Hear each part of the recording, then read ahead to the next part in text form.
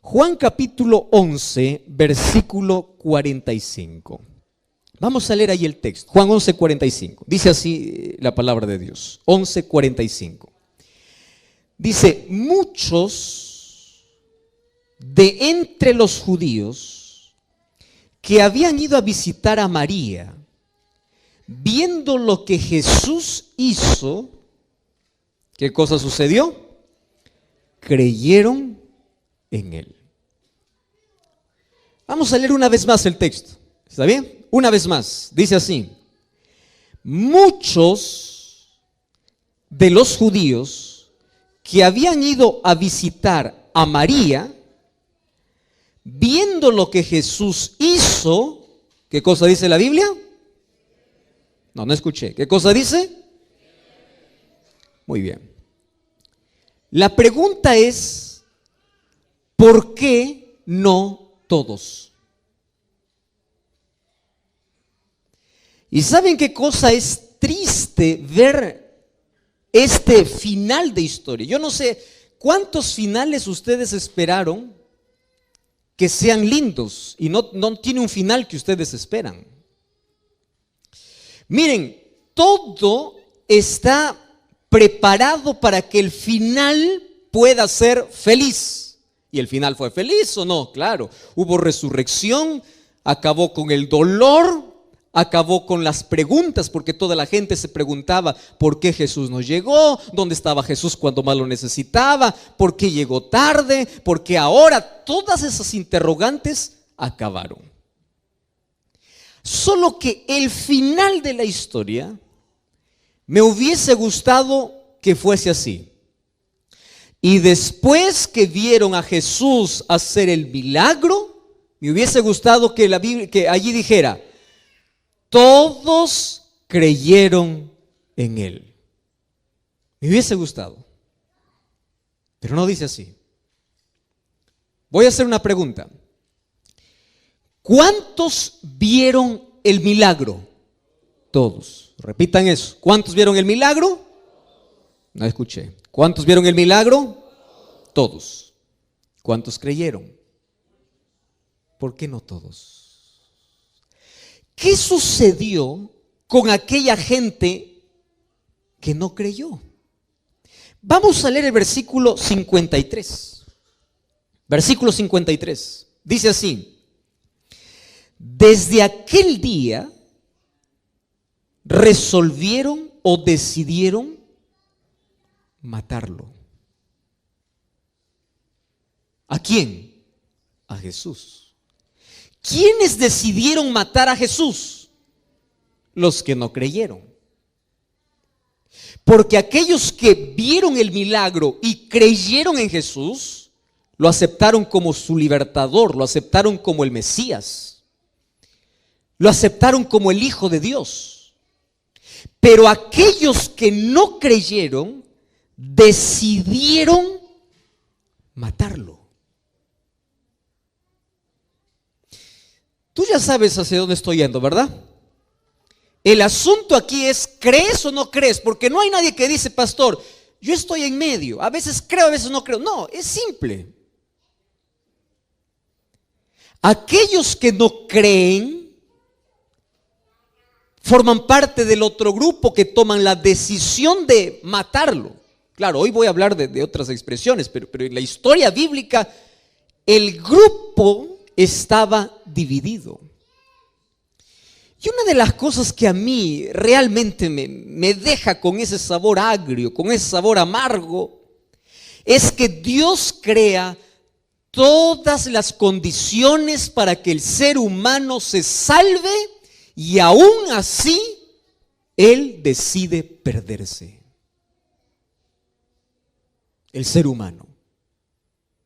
Dios hace milagros, te da vida, te da familia, te da trabajo, te restaura, te ofrece perdón, te ofrece salvación, extiende su mano, te dice: yo quiero salir, y tú dices: no, yo quiero alcohol, yo quiero droga, yo quiero placer, yo quiero autodestrucción, yo quiero amargura, yo quiero fracaso, yo quiero dolor.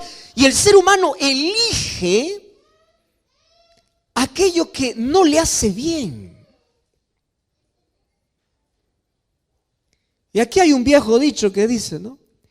Aquel que no quiere creer, aunque ve el mayor milagro, no cree. No cree.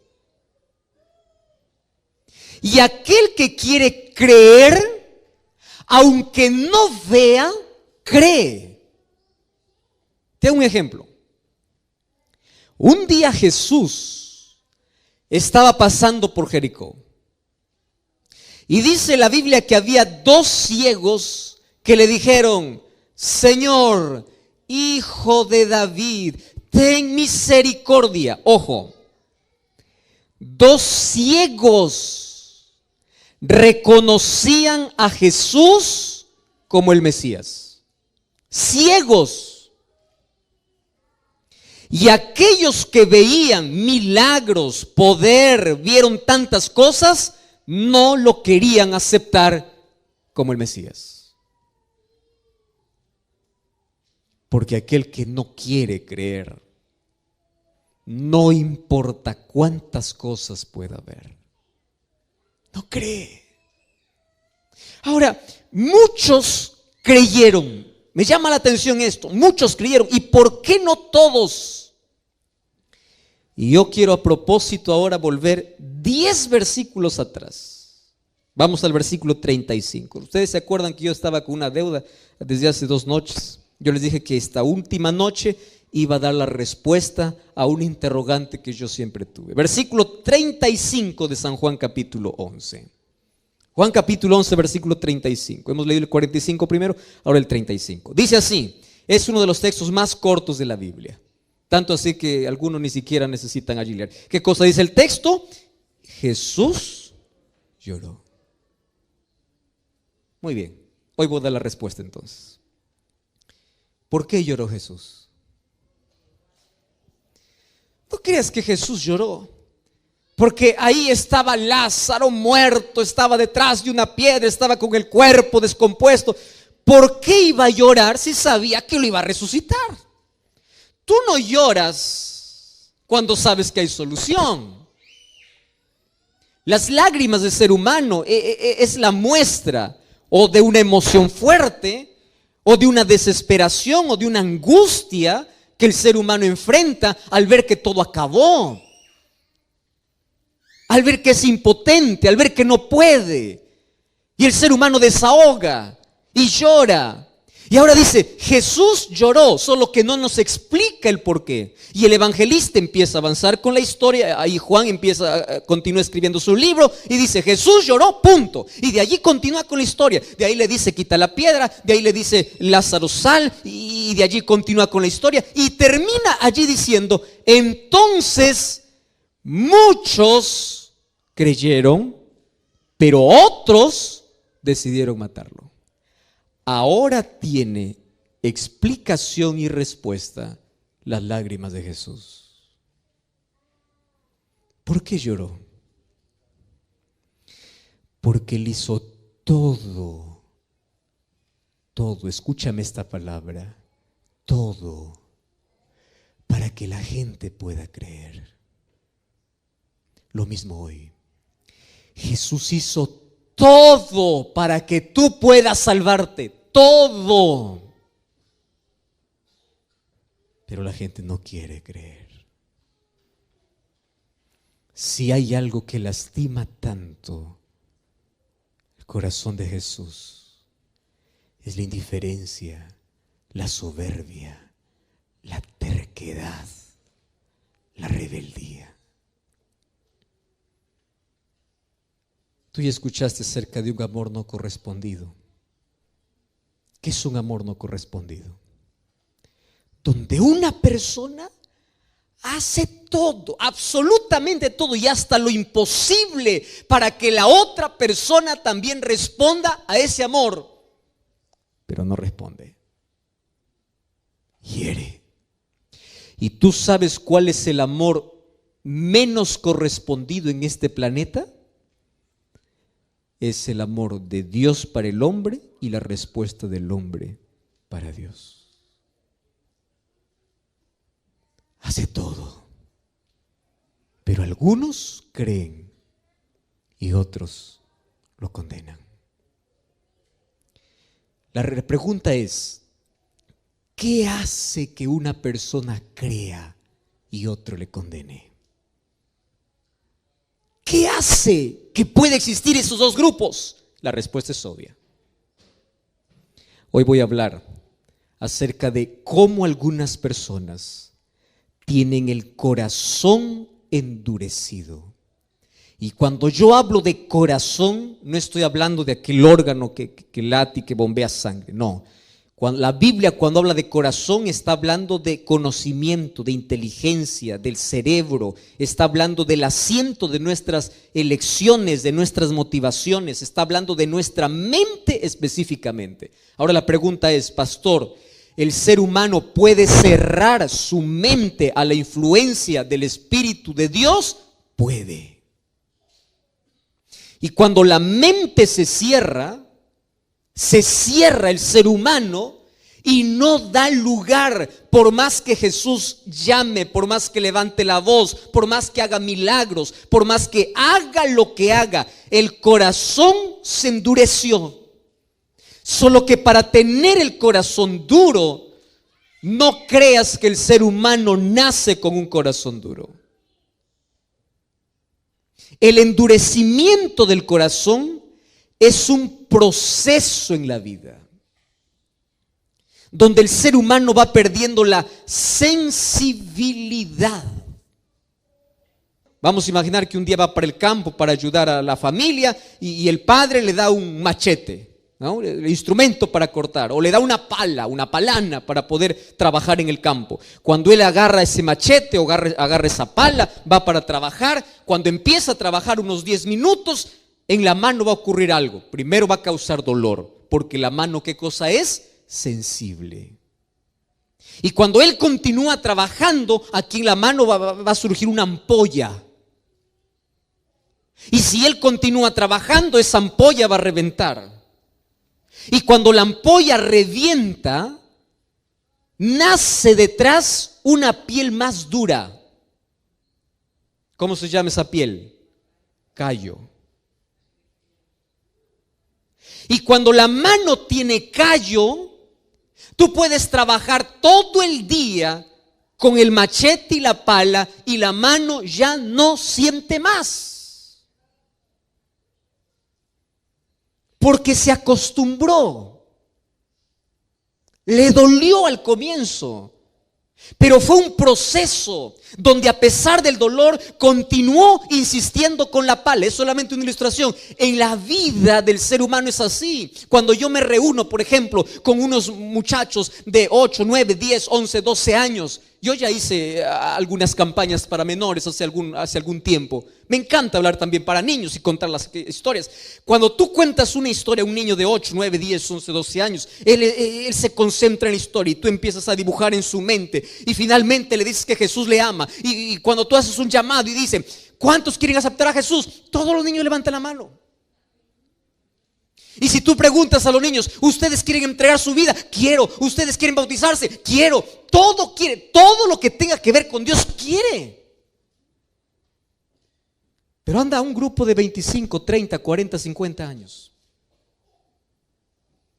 y empieza a contar la misma palabra, empieza a hablar del mismo poder, empieza a hablarle del mismo Dios y empiezas a trabajar en su razón, en su mente, y el Espíritu Santo está trabajando. Entonces pregunta, ¿cuántos quieren aceptar a Jesús? La mayoría va a levantar la mano. ¿Y cuántos quieren seguir a Jesús? Va a bajar. ¿Y cuántos quieren ser bautizados? Va a bajar.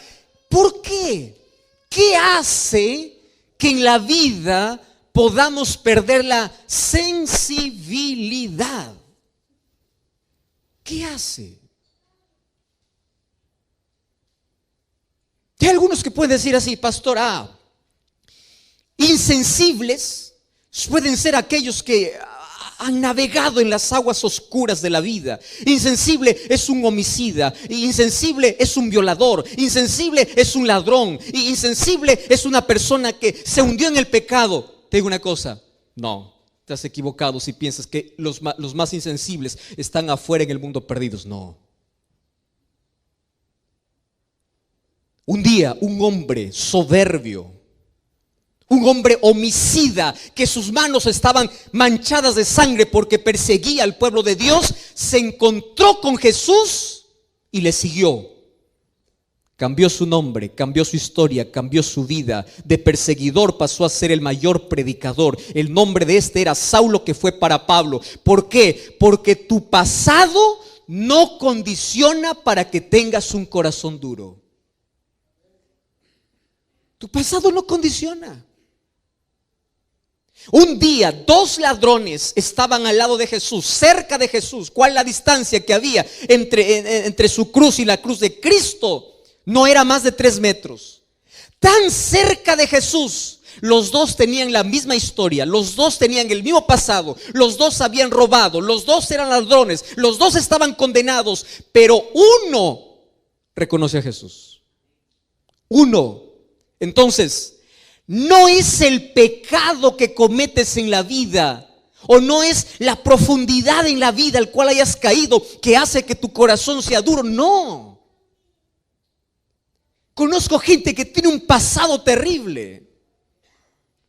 Personas que ya hicieron cosas innombrables en la vida, que Dios los puede transformar, Dios los puede restaurar, porque cuando ven la presencia de Dios, la majestuosidad, la gloria de Dios, ellos se rinden ante Dios.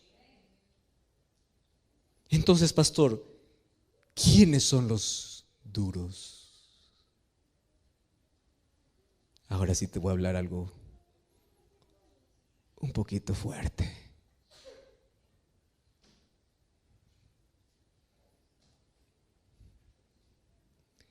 ¿Sabes quiénes son los que tienen el corazón más endurecido?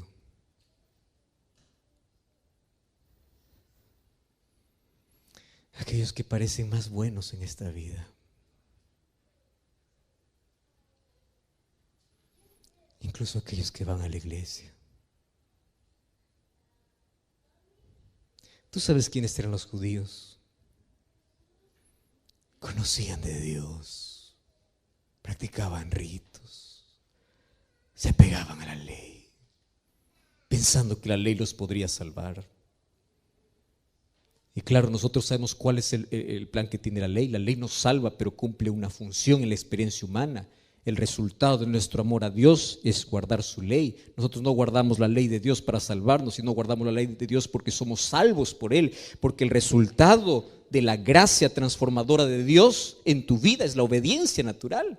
Pero los judíos fueron al otro extremo. Se aferraron a la ley y despreciaron a Cristo. Y ellos tenían el corazón endurecido a tal punto que desde ese día que vieron el milagro de Jesús, decidieron matarlo. Mira, tener el corazón duro no es una cuestión de una persona que tiene un carácter fuerte, una persona que hizo cosas malas en la vida. No, el corazón duro es un proceso. Y aquí voy con la primera característica de aquel que tiene el corazón duro. Escúchame con atención. Corazón duro es aquel que está familiarizado con la voz de Dios, pero no obedece la voz de Dios. Voy a repetir esto. ¿Está bien? ¿Quién es aquel que tiene el corazón duro? En primer lugar, es aquel que está familiarizado con la voz de Dios, pero no obedece la voz de Dios. Y yo aquí estoy hablando para alguien que conoce tanto de Dios, creció en un hogar cristiano, su familia es cristiana, conoce de la Biblia, para una persona que tiene todos los principios en la mente, para una persona que tiene conciencia de Dios, para una persona que conoce tanto para salvarse, pero no se rinde. Y sabes que esa persona puede llegar a endurecer su corazón. ¿Sabes por qué? Porque pierde la sensibilidad. La primera vez que escucha dice: pastor, me encanta, quiero entregar mi vida a Dios, pero todavía no, la próxima vez, ahora no, después, y va jugando con la voz de Dios, hasta que un día escucha lo mismo, el Espíritu Santo sigue trabajando, pero ya no siente más. ¿Quieres para hacerte un ejemplo? Vamos a la Biblia. Éxodo. Queridos, vamos a Éxodo capítulo 10. Sabes que el libro de Éxodo habla sobre la historia de un hombre que endureció su corazón. Y ahora te voy a explicar por qué a veces la Biblia o aquí en el libro de Éxodo dice que Dios endureció el corazón. ¿Fue Dios que endureció o fue Él que se endureció? Vamos a Éxodo capítulo 10. Mira, ven. Cuenta la historia de uno de los gobernantes de aquel imperio que oprimió al pueblo de Israel o al pueblo de Dios, fue Faraón. Tú conoces toda la historia, su rebeldía y todo. Pero me llama la atención 3 versículos. Éxodo 10, versículo 3. Mira lo que dice la Biblia. Éxodo 10, 3. Presentándose Moisés y Aarón delante de Faraón, le dijeron, escúchame lo que dice la Biblia. Así dice el Señor. ¿Qué cosa le dice el Señor? ¿Hasta cuándo? ¿Comprendes esta pregunta? ¿Hasta cuándo vas a rechazar de humillarte delante de Dios? Deja ir a mi pueblo para que me sirva. Pregunto, ¿Faraón escuchaba la voz de Dios? Escuchaba. Moisés y Aarón iban en el nombre de Dios. Y aquí Dios mismo le dice a Faraón, Faraón, dime, ¿hasta cuándo? Ya, vamos ahí, vamos un poquito más adelante. Versículo 16. Miren lo que dice. Entonces se apresuró Faraón en llamar a Moisés y a Aarón y les dijo, pequé contra el Señor vuestro Dios y contra vosotros. ¿Qué les parece este texto? Es lindo como para decir un amén, ¿verdad? Finalmente uno dice, amén, finalmente el faraón se arrepintió. Él está reconociendo que ha pecado contra Dios. Y viene el versículo 17. Ahora pues yo les pido que me perdonen por mi pecado esta vez y que ustedes oren al Señor vuestro Dios y quite de mí esta plaga. ¿No les parece un reconocimiento interesante? Sí, ¿verdad? Y puedo decir, wow, amén, aleluya, el faraón se arrepintió. Le leo un poquito más abajo. Versículo 20. Y el Señor endureció el corazón de Faraón y no dejó ir a los hijos de Israel. Pastor, pero aquí dice que Dios lo hizo. Préstame atención acá. Esta es una de las discusiones para muchas personas. Dice, Dios lo endureció. No, espera un momento acá. El amor de Dios, la misericordia de Dios, la gracia de Dios, los milagros de Dios funcionan así. Voy a tomar la misma historia que hemos leído de Lázaro. ¿Quién hizo que algunos creyesen y otros no creyesen después de haber visto el milagro? ¿Eso fue decisión divina o decisión humana? Humana. Porque Dios te dio libertad. Ahora, ¿por qué dice aquí Dios endureció el corazón? Vamos a ir por partes. El amor de Dios es como el fuego o es como el sol. Voy a tomar las dos ilustraciones.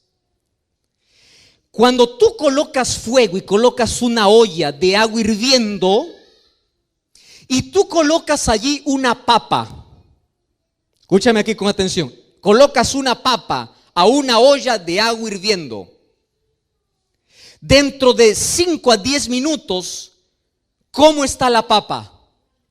Blanda. ¿Cómo entró? Duro. ¿Cómo salió? ¿Qué hizo? ¿Quién hizo eso? El fuego. Si tú traes un huevo frágil, ¿verdad? Colocas al mismo fuego donde la papa se deshizo, ¿qué sucede con el huevo? Se endurece. Pero tú puedes decir, es el mismo fuego. Es el mismo fuego. El sol puede derretir la cera, o puede endurecer la arcilla. Y en el ser humano es así. El mismo milagro, a algunos les puede endurecer y a otros hacer creer. Pero no es un asunto de Dios, es asunto de elección humana. Y fíjate lo que sucede con esa historia. ¿Qué sucede con Faraón? Faraón dice, está bien, yo pequé, ahora reconozco, está bien. Quítame por favor esta plaga, me está molestando. Ahora, ¿qué sucedía? Quitaba la plaga y nuevamente se endurecía. Muchos tienen el corazón de Faraón. ¿Sabes cuál es el corazón de Faraón? Aprenden a jugar con Dios. ¿Por qué? Porque solamente buscan a Dios en la necesidad. Pasa la necesidad y dan la espalda a Dios. Tú ya viste una persona que está en problemas, por favor oren por mí, oren por mí. Una persona que tiene algún enfermo o una persona que está enferma, ore por mí y yo después voy a servir al Señor. Esa persona se sana y vuelve a su vida. ¿Quieres un ejemplo más claro? Yo no sé cómo aquí reaccionan, pero allá, por ejemplo, he estado ya en varios países. Cada vez que existe un terremoto, estoy a contar una historia, me parece una de estas noches. Cada vez que existe un terremoto, hasta aquel que dice ser ateo va a orar. Las iglesias se llenan, todos confiesan sus pecados, la tierra tiembla, los edificios caen, la gente se desespera, la gente busca a Dios, la gente hace todo y dice, Señor, sálvame, Señor. Pasa el terremoto, la gente volvió a su vida. ¿Viste eso o no? ¿Quién sabe? Puede estar alguien aquí, ¿verdad? Llega un momento de emergencia, Señor, sálvame. Dios te salvó nuevamente. Tu corazón se endurece. Entonces, llega un momento en que tanto juegas con Dios, que tu corazón se va endureciendo. Dios no mandó 10 plagas para Faraón. Dios mandó 10 oportunidades para que Faraón se pueda rendir, pero no se rindió. Porque el peor error que puedes cometer en la vida es familiarizarte tanto con la voz de Dios, pero no obedecerlo. ¿Y sabes qué cosa dice el libro de Job, capítulo 9, versículo 4? Dice así: Él es poderoso de corazón y Él es sabio. ¿Quién se endureció contra Dios y le fue bien? ¿Quién? Entonces, ayúdeme a recordar, ¿cuál es la primera razón por la cual el corazón humano se endurece? Cuando escucha la voz de Dios, pero no obedece. Repitan conmigo. ¿Cuándo el ser humano su corazón endurece? Cuando escuchan la voz de Dios, pero no obedece. Y cada vez te distancias más. Y Dios te sigue llamando, pero tu corazón está más cerrado. Vamos a una segunda. La Biblia habla de un hombre que se perdió estando tan cerca de Jesús. Incluso formó parte de los discípulos de Jesús. El nombre de este apóstol o de este discípulo fue Judas.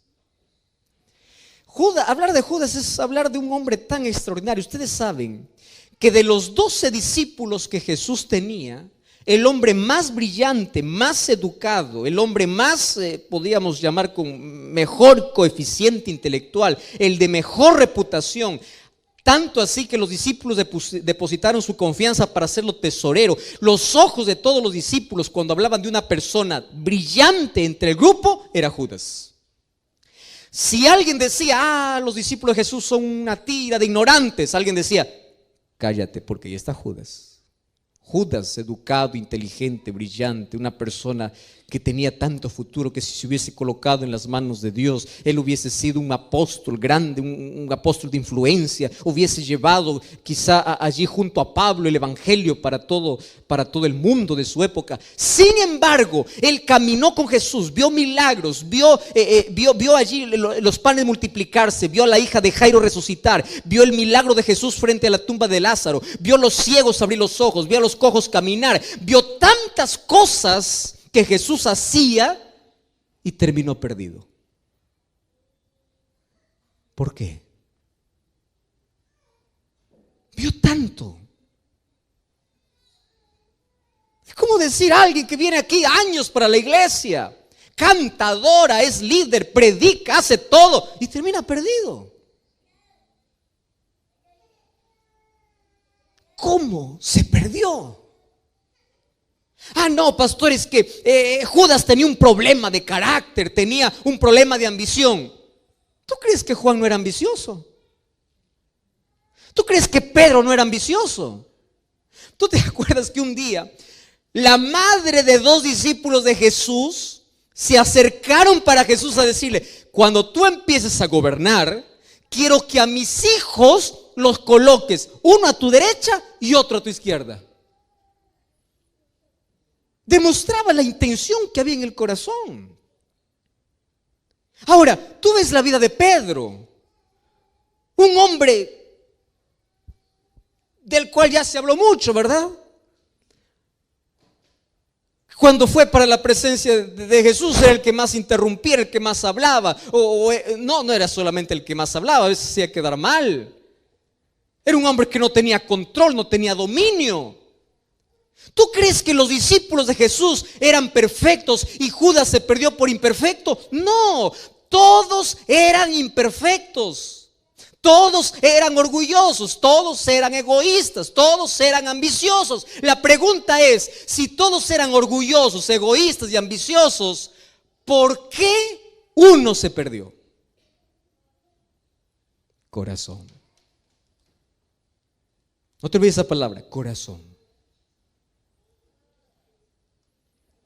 Lo que te voy a decir ahora, yo quiero que lo grabes allí, lo escribas en tu mente. El pecado no es un problema para Dios, porque Dios te puede limpiar de todo pecado. Por eso Él dice: si tus pecados fueren como la grana, como la nieve, serán emblanquecidos. Pero ven, es decir, la mancha de egoísmo, de orgullo, de pecado en la experiencia humana no es un problema para Dios, porque por eso Jesús vino, para morir por nuestro pecado. El problema no es ser pecador. ¿Sabes cuál es el problema? Aferrarse al pecado.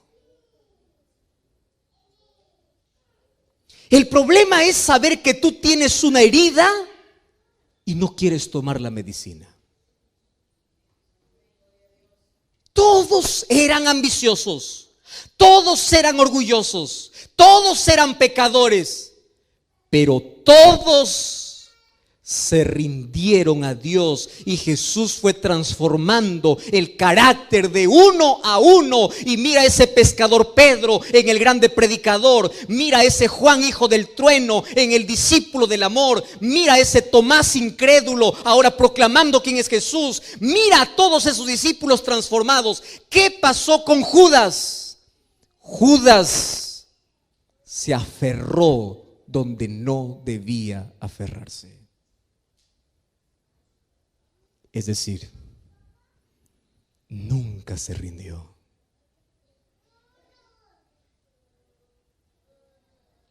Queridos amigos, yo estoy hablando aquí esta noche para alguien que ya asistió a muchas campañas de evangelismo, para alguien que conoce de Jesús, para alguien que ya está estudiando la Biblia, para alguien que sabe que es la mejor decisión que debe tomar en la vida. Estoy hablando para ti, que decidiste dejar el seno del Padre por andar allí en la inmundicia del mundo y hoy descubres que no eres feliz allá, pero te da miedo regresar, porque te da miedo que los hermanos de la iglesia te miren indiferente, te da miedo que Jesús no perdone tus pecados. Déjame decirte una cosa, vuelve, ven a Cristo. El problema para Dios no es tu pasado, porque Él puede arrancar las páginas más oscuras de tu vida. El problema no es que tu vida esté destruida por el pecado, porque Dios lo puede construir para su reino. El problema es que tú no quieras, es que tú no sueltes aquello que tienes que soltar, es que tú no decidas hoy volver.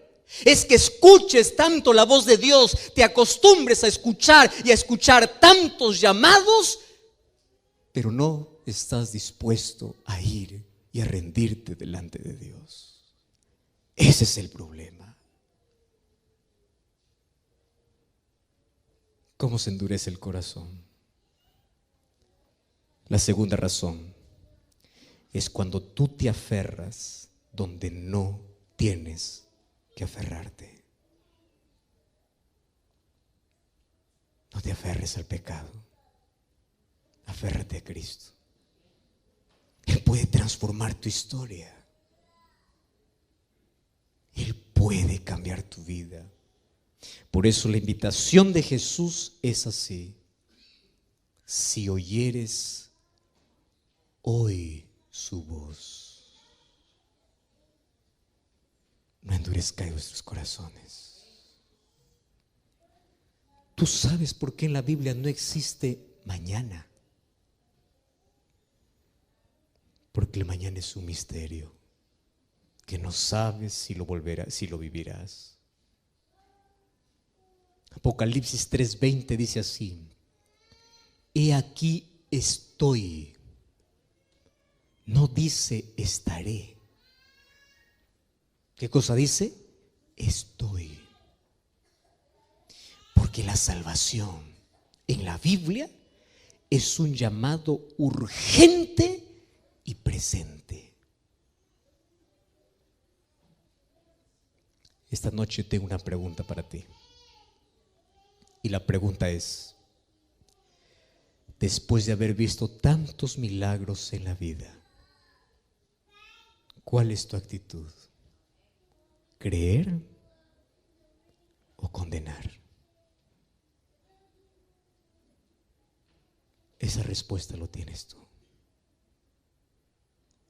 Si hay una de las cosas que más me entristece,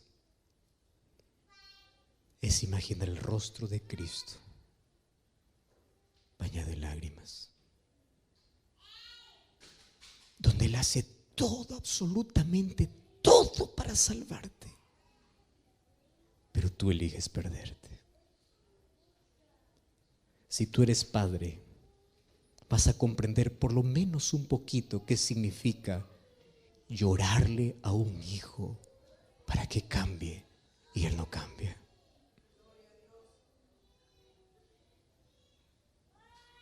Si eres padre, por lo menos puedes sentir un poquito qué significa sufrir al ver que tus hijos se pierden. Pero es el mismo dolor que Dios siente por ti. Despreciamos la salvación por correr tras la destrucción. Elegimos no creer y terminamos condenando a Cristo. Por eso Juan 11:35 dice: Jesús lloró.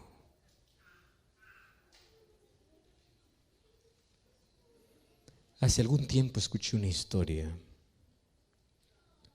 de un muchachito que vivía en una de las tribus allá en el África, muy pobre. Pobre. No tenía ninguna comodidad, vivía casi en la intemperie. Y allí un día llegó hasta una de esas tribus un misionero, un pastor. Empezó a hacer una campaña, le gustó tanto al ver de que los niños se reunían y le llamó tanto la atención allí un morenito que siempre estaba adelante, tratando de cantar, tratando de entender todo lo que este pastor, este misionero decía. Hasta que un día le dice: mira, a mí me gustaría que tú puedas venir conmigo, yo te puedo dar educación, yo te puedo dar todo. Y él le dice: pues puede hablar con mis padres. Fueron a hablar con los padres y los padres dijeron: nosotros no tenemos cómo sustentar a este niño, si usted quiere puede llevarlo.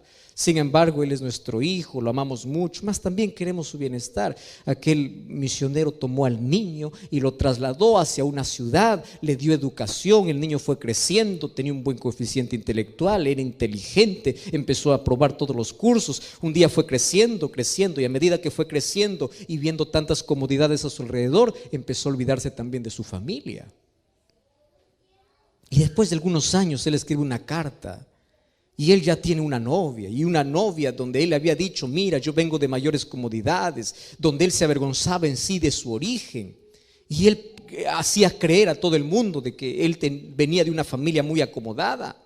Un día envía una carta allí para sus padres y allí les dice: miren, yo me voy a graduar, yo voy a ser un maestro. Y los padres, como no sabían ni leer, buscaron un intérprete al ver de que allí leía la madre, o la madre le dice allí a su esposo, el esposo le dice al esposo: yo necesito ir a ver a mi hijo, va a celebrar uno de los mayores logros en su vida, es nuestro orgullo, nuestro hijo. Y el esposo le dice: pero no tenemos dinero y tienes que viajar. Dice: no importa, yo voy a hacer un sacrificio. Ustedes saben el amor de madre. Agarró allí, o tomó el primer día, fue allí de camino durante todo el día, solamente con una cantinflora de agua. Y allí tuvo que atravesar aquel desierto, y débil llegó hasta otro lugar donde alguien le ofreció un servicio de caminar por aquel desierto en un camello, en un animal para que pueda llevarlo hasta la ciudad. Y fueron 2 días casi de agonía bajo ese sol caliente, bajo aquella arena que hierve, y a la distancia pudo divisar la ciudad. Y allí el poco dinerito que había juntado durante toda su vida lo colocó allí en su seno la madre, y dijo: lo primero que va a hacer cuando vea a mi hijo es correr, es abrazarle. No lo vi tanto tiempo, yo lo amo, no pude darle lo mejor, pero yo lo amo, y le voy a decir que siempre lo extrañé, siempre lo amé. Y cuando llegó allí, ella averiguó dónde estaba la universidad.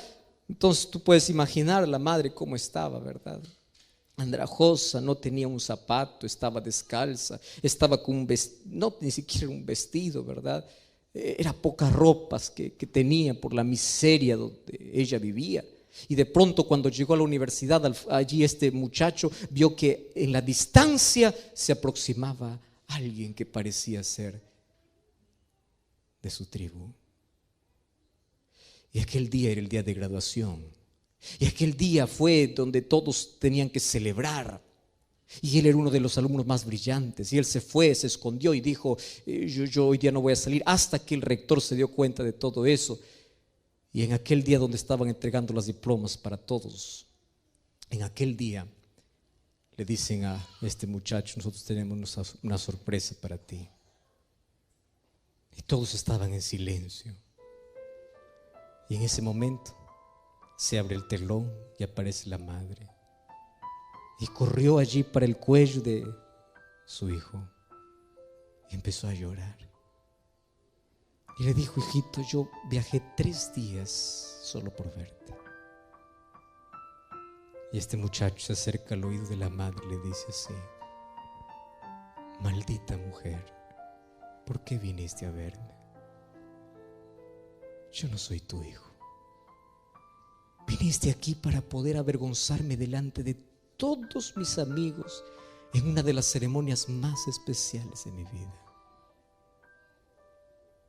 Y aquella madre se abrazó del hijo y le dice: yo vine porque tú eres mi hijo. Tú eres mi hijo. La historia cierra diciendo que esta madre, de regreso, murió en medio camino, pero no le mató la